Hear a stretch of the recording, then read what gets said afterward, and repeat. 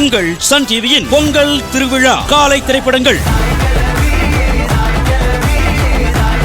சாப்பாடு வாங்கிட்டு I love you சொன்னாளா? வாங்கிட்டு இந்த டிப்ஸ்னு கையில காசு கொடுத்துட்டா. வரும் வியாழக்கிழமை பொங்கல் அன்று காலை 11 மணிக்கு தனுஷ், நித்யா மேனன் நடித்த திருச்சிற்றம்பலம். ஆடு பிடிக்கிறவன் மாடு பிடிக்கிறவன் கல்யாணம் பண்ணிக்க மாட்டாங்க. மூஞ்சி பாரு. எனக்கு எல்லாம் தெரியும்டி. கீழே கடந்த செங்கல் எடுத்து அடிச்சிருந்தா நீ செத்துருக்க மாட்டேன். அந்த பிளான் இருந்துச்சா? ஆமாயா.